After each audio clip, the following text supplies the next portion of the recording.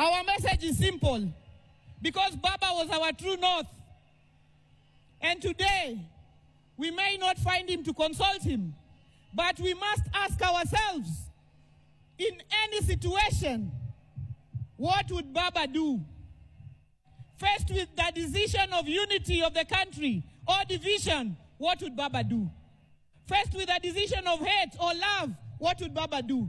Faced with a decision of exclusion or inclusion, what would Baba do? Faced with a decision of hope or despair, what would Baba do? Faced with a decision of whether tukue watu wa Man U ama Arsenal, Baba atachagua gani? Lazima tujiulize, what would Baba do? Your Excellency, our President, Dr. William Samoei Ruto, allow me to thank you on behalf of the party for the honor and dignity that you have granted to our father, our patriot, as he lies here as an elaborate state burial, which you have overseen personally. We thank you, and we do not take it for granted any bit. You designated our Deputy President, Kithure Kindiki, to lead it. Thank you, Professor.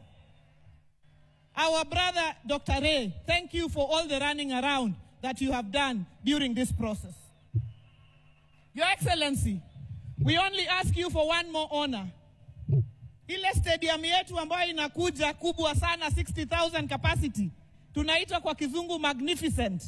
Tunaomba kama chama, hiyo ikuwe na jina Raila Odinga Talanta Stadium, Nairobi.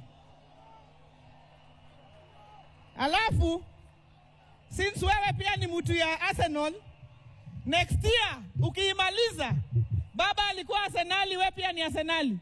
Ulete Arsenal hapo, wacheze na Harambee Stars, the Raila Odinga Memorial Cup next year.